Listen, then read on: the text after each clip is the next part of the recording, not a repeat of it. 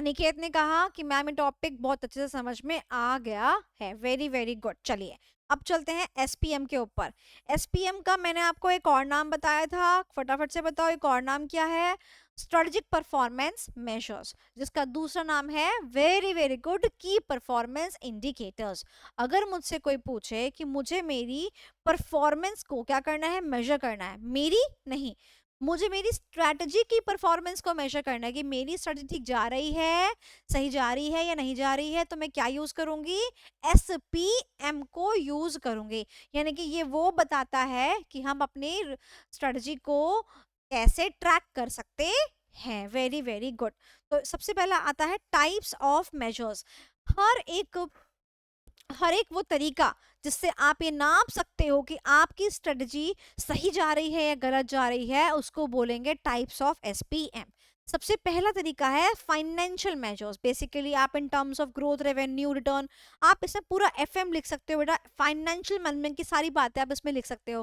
Profit margin, आपका अच्छा profit margin जा रहा है, आरओआई जो है कैसा जा रहा है, प्लस में जाना चाहिए, हमारे स्टेक होल्डर्स खुश है कि नहीं है, प्रॉफिट वगैरह सब सारी बातें फाइनेंस की। अगर हमारा फाइनेंशियल मेजर्स अच्छा जा रहा है यानी कि हमारी स्ट्रेटजी अच्छी जा रही है। स्टे ट्यून्ड, लास्ट में याद करने के लिए टेक्निक भी दूंगी। मैं भी टेक्निक है, फर्स्ट टाइम आएगी आपके सामने, बहुत सारे बच्चे जिनके पास टेक्निक नहीं होगी, तो स्टे ट्यून्ड।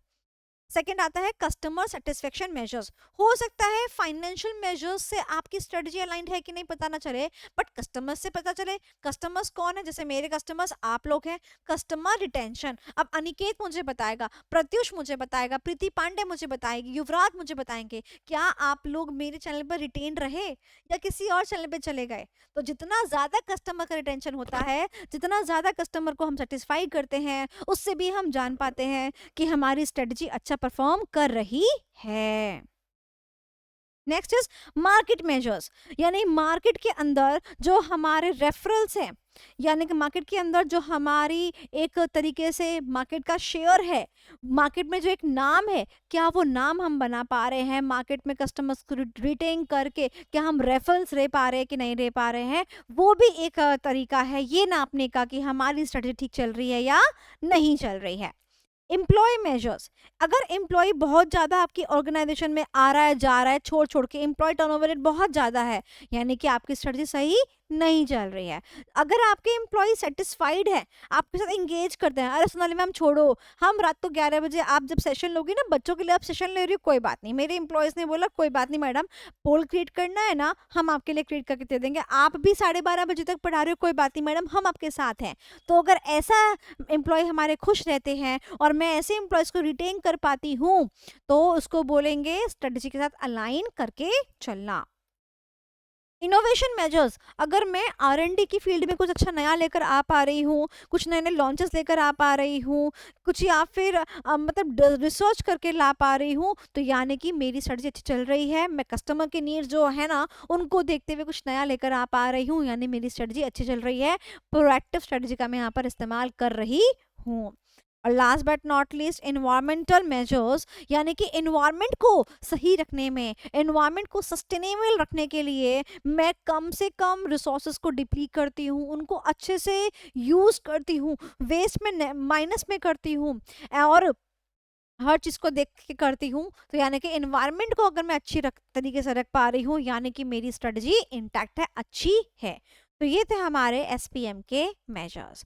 अब इनको याद करने के लिए टेक्निक क्या है बेटा जी? टेक्निक ये रही, funny intelligent employees enjoy market competition. Funny intelligent employees enjoy the market competition. सबका फर्स्ट लेटर ले लीजिए, फनी एफ, एफ से बनेगा फाइनेंशियल मेजर्स, इंटेलिजेंट का आई, आई से क्या बनेगा? इनोवेशन मेजर्स, एम्प्लॉय से एम्प्लॉय मेजर्स, ई से इन्वायरमेंटल मेजर्स, एम से मार्केट मेजर्स, कंपटीशन सी से कस्टमर मेजर्स। याद हो जाएगा? एक बार लिख दो फटाफट से, funny intelligent employees enjoy the market competition. Very very good. चलिए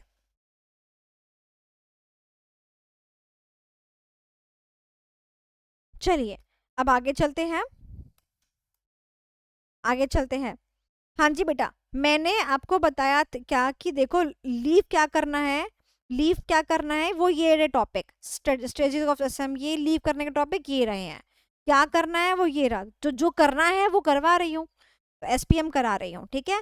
अब चलते हैं बेटा जी एसपीएम। एसपीएम में ये topic choosing the right SPM. अब देखो, जैसे कि बुखार नापना है तो थर्मामीटर लेते हैं, बोलो हाँ कि ना, है ना। अगर आपको मतलब एज नापनी है तो आप कुछ और लेते हैं, अगर आपको हाइट नापनी है आप स्केल लेते हैं। सिमिलरली हर एक मेजर एक सबके लिए नहीं होता। सो कौन सा मेजरमेंट मैं चूज करूं अपने आप को मेजर करने के लिए, वो है चूजिंग द राइट एसपीएम, ठीक है। तो ऐसा मेजर जो आपके लिए रेलेवेंट हो, जिसका डेटा आपके पास अवेलेबल हो, डाटा की क्वालिटी अच्छी हो, यानी कि कोई भी गलत डेटा ना हो, और डेटा टाइमली अवेलेबल हो, उस चीज के ऊपर आपको मेजरमेंट कर लेना चाहिए। जैसे मैंने कहा कि भाई देखो मेरे पास तो पैसा वैसा तो है नहीं, फाइनेंशियल मेजर्स तो नहीं है मेरा, मेरा कस्टमर सेटिस्फेक्शन मेजर मैं लेके चलती हूँ। तो कस्टमर सेटिस्फेक्शन मेजर रिलेवेंट हो गया मेरे लिए, हाँ मैं पढ़ाती हूँ, कस्टमर मेरे लिए रिलेवेंट हो गए हैं।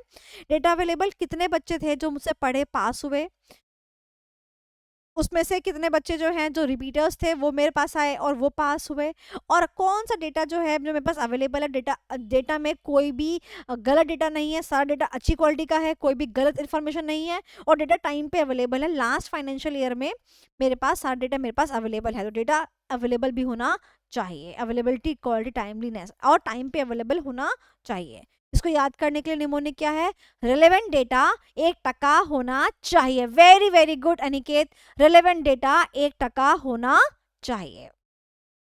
Done done done done. So उसको याद करेंगे, रिलेवेंट से रेलेवेंस वर्ड, डेटा रिलेवेंट होना चाहिए, डेटा की अवेलेबिलिटी होनी चाहिए, अवेलेबल नहीं होगा तो क्या खाक मेजरमेंट करोगे। आपको आप मुझसे बोलो मैम बताना जरा हम कितने दिन जीवित रहे, अरे बेटा मुझे डेट ऑफ बर्थ ही नहीं पता होगा तो मैं आपको कैसे बता सकती हूँ कि कितने दिन जीवित रहे आप। डेटा की क्वालिटी सही होनी चाहिए, यानी कि कोई गलत इन्फॉर्मेशन नहीं होना चाहिए, एक्यूरेट होना चाहिए, और डेटा टाइमलीनेस यानी कि अप टू डेट डेटा होना चाहिए। इसको बोलते हैं choosing the right SPM. Last topic हमारा आता है इंपॉर्टेंस ऑफ एसपीएम। इसका निमोनिक है रागी, यानी कि स्ट्रेटेजिक परफॉर्मेंस मेजर करने से क्या उखाड़ लेते हो आप। तो हम 4 चीजें उखाड़ लेते हैं, निमोनिक इज रागी। आप कमेंट करके बताएंगे रागी से क्या क्या पॉइंट बनते हैं। आर से क्या होता है, ए से क्या होता है, जी से क्या होता है, आई से क्या होता है, कमेंट करके बताएंगे, ठीक है। सबसे पहला होता है गोल अलाइनमेंट। तो जो हमारा गोल होता है वो हमें अचीव करने में हेल्प होता है, क्योंकि यहाँ पर हम ये देखते हैं ना कि हमारी स्ट्रेटजी जो हमने सोची वैसे कर रही है कि नहीं कर रही है परफॉर्म, हमारे हम लोग वैसे परफॉर्म कर पा रहे हैं कि नहीं कर पा रहे हैं। तो हम अपने गोल्स के अलाइन में रहते हैं, अच्छे तरीके से प्रॉपरली रिसोर्स को एलोकेट कर पाते हैं, अपने अंदर हम इंप्रूवमेंट कर लेते हैं। अब अगर मान लो कस्टमर्स मेरे खुश नहीं है, आप लोगों ने बोला ना खुश हैं, अगर आप लोग बोले नहीं मैम खुश नहीं है, तो मैं अपने अंदर इंप्रूवमेंट करूंगी, तो एक इंपॉर्टेंस ही हो गई। और लास्ट इज अकाउंटेबिलिटी, मेजरमेंट करने से आप अकाउंटेबल हो जाते हो कि आपने ये चीज की तो क्यों करी, कैसे करी, अकाउंटेबिलिटी आ जाती है। तो उसको बोलते हैं रागी, that is the importance of strategic performance measures.